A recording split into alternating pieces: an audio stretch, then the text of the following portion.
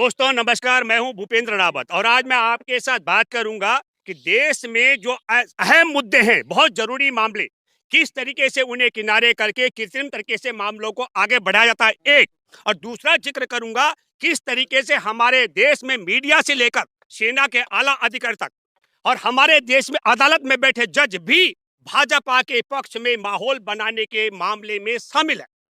पहला मैं जिक्र करूंगा आपसे, आप सब लोगों ने देखा होगा कि गुजरात के दूसरे चरण के चुनाव के बीच में नवंबर का मैं जिक्र कर रहा हूं, 22 नवंबर का, हमारे देश के उत्तरी कमांड के incharge major general Upendra Dwivedi ऐलान करते हैं, चुनाव के बीच में ये ऐलान करते हैं कि हम पीओके को वापस लेने के लिए तैयार हैं।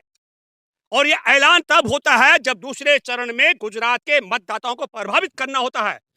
आपको बताता हूं, 1994 में हमारे देश की संसद में पीओके को वापस लेने का प्रावधान पारित हो चुका था, प्रस्ताव 1994। 26 जनवरी 2022 को मेजर जनरल उपेंद्र द्विवेदी उत्तरी कमांड के इंचार्ज बन चुके थे। क्या कारण है कि उपेंद्र द्विवेदी चुनाव के बीच में इस प्रकार का बयान देते हैं? मैंने कहा यह फील्डिंग है भाजपा के पक्ष में चुनाव जिताने का। हमारे देश में दो राज्यों का, गुजरात और हिमाचल का चुनाव होता है।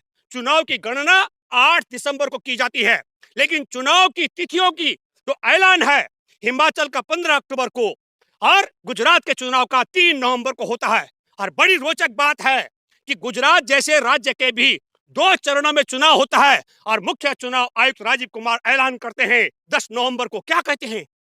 हम एक देश और एक चुनाव के लिए तैयार हैं। यह भी जानबूझकर षड्यंत्र के तहत जो चुनाव आयोग, जो मुख्य चुनाव आयुक्त एक अकेले गुजरात राज्य का चुनाव एक दिन में नहीं करा सकता हो, जो 2 राज्यों की गणना एक साथ कराने की ताकत रखता हो लेकिन ऐलान नहीं कर सकता हो, वो कैसे करेगा? देश में एक राज्य एक चुनाव की बात, ये भाजपा के पक्ष में फील्डिंग का मामला है। मैं तीसरा जिक्र करता हूं, हमारे देश में 8 नवंबर 2016 को नोटबंदी करके जो आर्थिक तबाही नरेंद्र मोदी ने लाया, दुनिया का कोई भी हमारा भारत का दुश्मन इतनी बड़ी बर्बादी नहीं ला सकता था। लेकिन देखिए आप, 8 ही नवंबर 2022 को दिल्ली की दूसरी निर्भया, उसके बलात्कारी, बर्बरता करने वाले, तेजाब से जला डालने वाले, उनको बाइज्जत बरी कर जाता है। ये मैं इसलिए कह रहा हूं ताकि उस आर्थिक तबाही की सुनामी से पूरे ध्यान को बदली कराने का षड्यंत्र है, सुप्रीम कोर्ट ने किया। और फिर मैं कृत्रिम मुद्दों की बात करता हूं। राजधानी दिल्ली में, यहां से शुरू करता हूं कैसे है। राजधानी दिल्ली का हाउस खास मेट्रो स्टेशन 240 फीट जमीन के नीचे है, भूमिगत 240 फीट की गहराई पर है। वहां पर स्टेशन में लोग आते जाते शौच का उपयोग करते हैं। आलीशान स्टेशन बना हुआ है जमीन के नीचे। असली मुद्दा यह है, मैं सवाल से कर रहा हूं कि राजधानी दिल्ली की 50 लाख से ज्यादा अनाधिकृत कॉलोनी में आबादी रहती है। 50 लाख आबादी दिल्ली की अनाधिकृत कॉलोनी में, जिनमें भूमिहीन और सबसे बड़े असंगठित क्षेत्र में काम करने वाले मजदूर है। राजधानी दिल्ली का मैं दावे से कह रहा हूं, असली मुद्दा क्या है? जिन अनाधिकृत कॉलोनी में पीने का पानी की आपूर्ति हो रही है, वहां विकास के नाम पर जो तोड़-फोड़ की गई नालियां बनाने की, तो मल मूत्र का नाला, पाइप और पानी का पाइप एक साथ जुड़ करके पूरी अनाधिकृत कॉलोनी के लोग जहां जहां ये विकास कार्य कर रहे हैं, मल मूत्र युक्त पानी पी रहे हैं। एक मैं दूसरा जिक्र कर रहा हूं, ये जो मैं हाउस खास के मेट्रो स्टेशन की गहराई की बात बता रहा हूं, राजधानी दिल्ली में आबाद गरीबों के घरों को सड़कें ऊंची करके, नालियां ऊंची करके कुओं में तब्दील कर दिया गया। ये बड़ा मुद्दा था कि मलमूत्र का पानी क्यों दिल्ली सरकार विवश कर रही है अनाधिकृत कॉलोनी के 50 लाख ज्यादा आबादी को पीने के लिए। बड़ा मुद्दा था कि इस आधुनिक युग में जहां जमीन के नीचे 240 फीट से ज्यादा गहरी सुरंग में तब तमाम सुविधाएं हाउस खास जैसे मेट्रो स्टेशन हो सकती हो, तो जमीन के ऊपर बने हुए घरों को कुओं में तब्दील करने का षड्यंत्र क्यों किया जा रहा है? असली मुद्दा यह था। लेकिन मुद्दा क्या हुआ कि नहीं साहब, एक पहाड़ है कहीं कूड़े का, उस ओर ध्यान दिलाने का। मैं आपके माध्यम से पहले मेजर जनरल उपेंद्र द्विवेदी को बताना चाहता हूं और आपके माध्यम से देशवासियों सुनिए। 1962 में 80,000 सैनिक थे चीन के, और हमारे 10-12 हजार सैनिकों ने लाठी और डंडों से भी पीटकर भगाया था। आपको मैं बताना चाहता हूं, गलवान घाटी जहां अक्साई चीन, जहां बर्फ का इलाका शुरू होता वहां तक खतरा था। हमारे सेना बहादुर है, इसके लिए कोई सवाल मैं खड़े नहीं कर रहा हूं। भूपेंद्र द्विवेदी के इस पीओके को लेकर के 1971 की लड़ाई में हमारे देश की बहादुर सेना ने 83,000 पाकिस्तानी सैनिक और अधिकारियों को सिलेंडर कराया था और पाकिस्तान ने 2 टुकड़े किए थे। ये वीरता का इतिहास हमारे सेना का है और हमको यकीन है कि सरकार अगर आज पीओके को वापस लेना चाहती है तो ले सकती है हमारी बहादुर सेना, लेकिन ये भाषण से नहीं, इसके लिए हमारे सेना को आगे बढ़ना था। तब मैं सवाल कर रहा हूं कि सवाल हमारे देश की इस बहादुर सेना का 5 मई 2020 से गलवान घाटी में कब्जा करके बैठे चीनी सैनिक 6 जून 2020 को हमारी सेना का कमांडर उनसे बात करता है और 15 जून को वही चीनी सैनिक हमारे 20 निहत्थे जवानों को पीट पीट कर मार डालते हैं और क्षेत्र को अधमरा कर देते हैं। तो यह बात सार्वजनिक होनी चाहिए कि सेना के कमांडर ने क्या बात की थी चीन के कमांडर के साथ कि उसके बाद उन्होंने हत्या कर दी। 3 जुलाई को 2020 का मैं जिक्र कर रहा हूं, हमारे देश के राष्ट्रीय सुरक्षा सलाहकार अजीत डोभाल ने पाक चीनी विदेश मंत्री के साथ में वो क्या चर्चा की कि हमारे जवानों की हत्या के बाद भी चीनी सैनिक वहीं डटे रहे।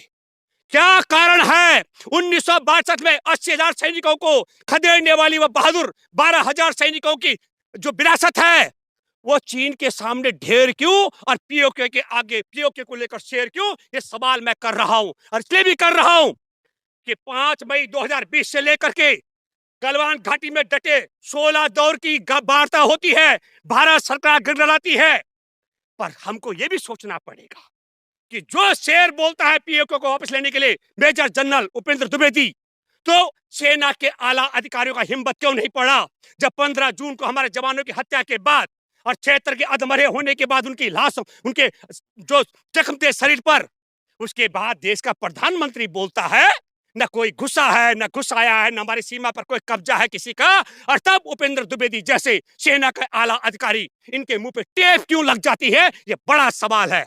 क्या देश के साथ गद्दारी करने वाले नरेंद्र मोदी ने हमारे देश के शहीदों की शहादत का अपमान किया, झूठ बोल करके देश का गद्दारी की, क्षेत्र अधमरे जवानों के विषय में झूठ बोला, तो इस गद्दार के साथ क्या हमारे देश के आला अधिकारी भी मिलकर हैं क्या? मैं इसलिए कहना चाहता हूं मेरे प्यारे देशवासियों, भूखमरी के मामले में हमने अफ्रीकी देशों को पछाड़ दिया है, भूखमरी के मामले में, बेरोजगारी के मामले में 45 साल का रिकॉर्ड तोड़ दिया है। हमारे देश की 42 करोड़ आबादी गरीबी की रेखा के नीचे जी रही है और राजधानी दिल्ली के लोग मलमूत्र का पानी पी रहे हैं। और फिर हमारे देश में जो सबसे अहम सवाल हैं, मैं मानता हूं इस समय राहुल गांधी पार्टी से अलग हट करके देश में भारत जोड़ो यात्रा कर रही है, बहुत जरूरी है। और मैं इसलिए कहना चाहता हूं, अब मेरे मन में बड़ा सवाल है, क्या गुजरात का चुनाव इस प्रकार भाजपा के पक्ष में करने के लिए हमारे देश की आजादी की 75वीं वर्षगांठ पर देश की वह बेटी बिल्किस बानो, जिसके सामने उसकी मासूम 3.5 साल की बच्ची की हत्या कर दी गई, उसके माँ और बाकी 2 महिलाओं के साथ गैंग रेप किया गया, उसकी उनकी हत्या कर दी गई और स्वयं बिल्किस बानो के साथ गैंग रेप किया गया। और उसके बाद देश की आजादी की 75वीं वर्षगांठ पर देश में दंगाई बलात्कारी हत्यारों को रिहा करके अगर गुजरात के लोगों ने बिल्किस बानो के बलात्कारियों को, दंगाइयों को और बच्चों की हत्या करने वाले दंगाइयों को अगर उनकी रिहाई पर वोट दिया है तो यह शर्म की बात है। मैं ये मानता हूं इसलिए क्योंकि यह कैसे संभव हो सकता है, लेकिन इसकी पटकथा लिखी गई थी, देश की ओर भेजा जा रहा है। ये हमारे देश के, मैंने कहा सुप्रीम कोर्ट में बैठे जज आर्थिक सुनामी नोटबंदी से बचाने के लिए एक निर्भया के बलात्कारी और गैंगरेप और तेजाब से जलाने वालों को बरी करते हैं उसी तिथि पर। हम तो अरे भाई हम तो बोल ही रहे हैं, हम बोल सकते हैं, कल हम बोल भी सकते हैं, बोलते हैं। अगर आप सवाल करेंगे तो हमने बिल्किस बानो के पक्ष में निरंतर बोला, आप अगर सवाल करेंगे तो हमने निर्भया के बलात्कारियों, दंगाइयों और उसको तेजाब से जलाने वालों के खिलाफ खूब बोला। किरण नेगी उसका नाम है। हमने तमाम मुद्दा पर, नोटबंदी पर हमने खूब बोला। देश के साथ गद्दारी करने वाले नरेंद्र मोदी ने जब कहा न कोई घुसा न घुसाया है, न सीमा पे किसी का कब्जा है, हमने कहा यह देश का गद्दार और चीन का वफादार है। हमने जोर से बोला, हमने जोर से बोला। मैं आपके साथ बात कर रहा हूँ, एक गांधी को बचाने के लिए सड़कों पे नंगे लेटते हैं, देश को बचाने के लिए कांग्रेसी नहीं आते हैं। नहीं, अब ये कांग्रेसियों से पूछना चाहिए आपको, कांग्रेसी कौन नंगा लेटा वो आपके पास होगा सबूत। मैंने कभी देखा नहीं कि कोई नंगा लेट रहा हो। लेकिन मैं फिर कहना चाहता हूं, हमने तब भी कहा और अब भी कह रहे हैं, मैं जो बात कर रहा हूं उपेंद्र द्विवेदी मेजर जनरल के इस पीओके को वापस लेने की बात को लेकर, जुबान से नहीं आता है। सेना आगे बढ़कर पीओके को वापस ले। मैं सवाल कर रहा हूं तो आपको बता दूं कि हमारे देश की फिल्म इंडस्ट्री की एक नायिका ने सवाल किया, उस पर देशद्रोह का मुकदमा बना दिया। 56 इंच का सीना है प्रधानमंत्री का, खुद डर रहे हैं। 56 इंच का सीना अगर आप बताते हैं तो 16 दौर की वार्ता के बाद भी जो 56 सीना वाला गिड़गिड़ा करके चीन की सेना को वापस नहीं कर पाया, मैं बता दूं आपको 7 सितंबर को कन्याकुमारी से कश्मीर के लिए राहुल गांधी की यात्रा निकलती है और 8 सितंबर को वही चीनी सैनिक जो 5 मई 2020 से कब्जा करके बैठे थे वो वहां से भाग खड़े होते हैं। ये है, इसे सुनिए, इसको सुनो, इसको आप 56 इंच का सीना नहीं कहूंगा, लेकिन मैं ये मानता हूं कि भारत जोड़ने जब राहुल निकले तो पता लग गया चीनियों को कि देश के गद्दारों की पोल खुलने वाली है, इसलिए चीनी सैनिक वहां से भाग खड़े हुए। राहुल गांधी पैदल चलेंगे, सेना चीनी सैनिक भाग जाएंगे। हाँ देखिए, हाँ। हमने कहा आपके सामने है, देश के सेना के कमांडरों ने बात की, देश के विदेश हमारे जो राष्ट्रीय सुरक्षा सलाहकार अजीत डोभाल ने बात की, तब भी तो वह नहीं कि 16 दौर की बात है, वही 16 दौर की गिड़गिड़ा रही थी मोदी सरकार। अरे भाई मैं क्या कर रहा हूं, राहुल गांधी का या तो फिर या मैं मानता हूं कि मोदी सरकार ने, अजीत डोभाल ने, सेना के कमांडरों ने चीन के साथ ये समझौता किया होगा जिस दिन राहुल गांधी पैदल यात्रा निकालेगा भारत जोड़ो कन्याकुमारी से कश्मीर तक, उसके अगले दिन तो वहां से इलाका छोड़ देना, समझौता किया होगा। तो मैं आपके माध्यम से कहता हूं, अजीत डोभाल ने चीन के विदेश मंत्री से कौन सा सवाल समझौता किया, वो पब्लिक के बीच में आना चाहिए।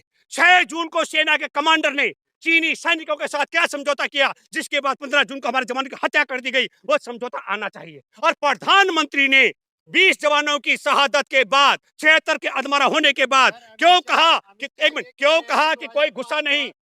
अमित शाह ये कह रहे हैं कि 2005-2007 की राजीव गांधी फाउंडेशन ने जो चीनी दूतावास से 1 करोड़ 35 लाख रुपए दिया, उसका क्या हुआ? तो जो पैसा लिया वो इनके पास, देखिए जो आपने कहा उसके लिए तमाम एजेंसियां हैं, उनके लिए तमाम एजेंसियां, वो एजेंसियां अपना काम करेंगी। उसके लिए सुनो, उसके लिए मैं तो वो नहीं हूँ। अरे भाई, हमारे देश में पहले प्रधानमंत्री ने देश को 194 करोड़ रुपए दिया, तो उसके लिए वो कहते हैं कि ये तो विकिपीडिया पर ऐसे ही चल रहा है।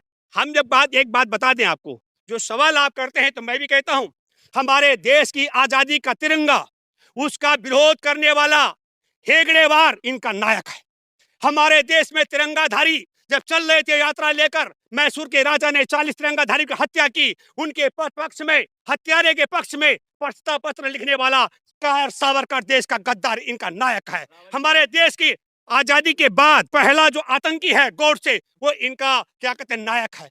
और जो देश पर जवानों की हत्या और जो घुसपैठ करा करके बैठा हो, वो कहे ना घुसा न घुसाया, ये देश में इन गद्दारों का। आपका कहना है कि 1994 के नहीं, वो देखिए, सुनो ये देखिए, अहम सवाल है ये। 1994 में आपने कहा पोको वापस लेने का पारित किया गया था, तो 15 साल तत्कालीन सरकार क्यों सोती रही? आज क्यों ये दिन आया मोदी को वापस कदम उठाने? नहीं, मैंने ये नहीं कहा मोदी ने कदम उठाया, मुझे मालूम नहीं है। मैंने ये बात कही कि 1994 में ये प्रस्ताव संसद में पारित हुआ। हमारे देश, एक मिनट आ रहा हूं, गुजरात में चुनाव हो रहे थे और चुनाव प्रचार के बीच में हमारे देश का मेजर जनरल चुनाव को प्रभावित करने के लिए पीओके को वापस लेने का जो ऐलान करता है, वो चुनाव आचार संहिता का उल्लंघन है। राजीव कुमार ने कहा एक गुजरात में 2 बार चुनाव करा रहा है, 2 चरण में, और कहता है एक देश एक चुनाव के लिए तैयार हूं, ये आचार संहिता का उल्लंघन है। सुप्रीम कोर्ट के जजों का उसको बचाने का षड्यंत्र है, मोदी को आर्थिक जो सुनामी तबाही उसने की है। तो जो आप कह रहे हैं, मैंने ये नहीं कहा। हम कह रहे हैं सेना के अधिकारियों को बोलना नहीं था, करना था। पर इन सेना के अधिकारियों ने जिन्होंने जो कदम उठाए पोको लेने, गलत है क्या ये? मैंने कब कहा? हम कह रहे हैं ये तो प्रस्ताव संसद के पास है। नो, हमने कहा कि चुनाव के बीच में ये ऐलान करना, तो किसने रोका? अरे उपेंद्र दुबे को किसने रोका हुआ है? जाएं।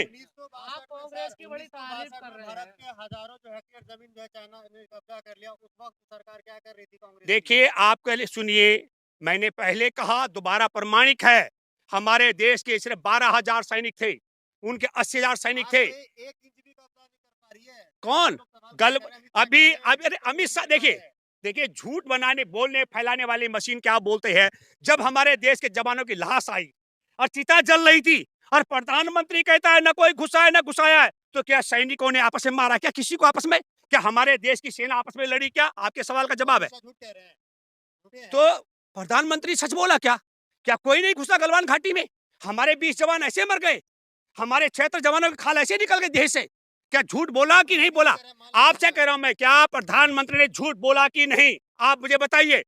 और मैं फिर हैरान हूं कि जो अधिकारी पीओके के लिए बोल सकते हैं वो गलवान हमले पर और गलवान की घुसपैठ पर क्यों मौन है, ये बड़ा सवाल है। मतलब आपको लग रहा है सब मिले हुए हैं? दिख नहीं रहा है। बिल्कुल हाँ? बिल्कुल 101%। हाँ। मैं कह रहा हूं जिस प्रकार उपेंद्र द्विवेदी मेजर जनरल ने कहा पीओके को लेकर के, मैं अपील करता हूं मिस्टर उपेंद्र द्विवेदी, अगर मैं झूठ बोल रहा हूं कि चीनी सैनिकों ने घुस करके गलवान घाटी में हमारे 20 निहत्थों की हत्या की, जवानों की 76 को मार मार के अधमरा किया, अगर मैं झूठ बोल रहा हूं तो मेरे खिलाफ राष्ट्रद्रोह का मुकदमा बने।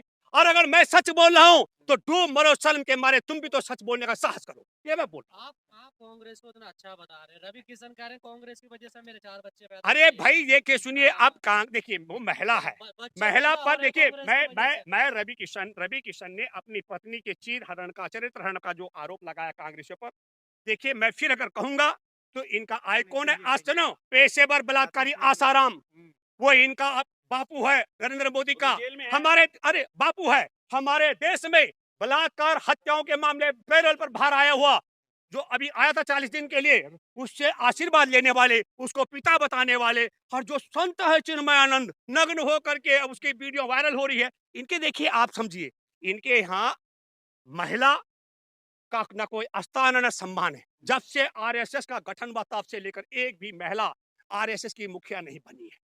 इनके यहाँ महिलाओं का न मान और सम्मान है।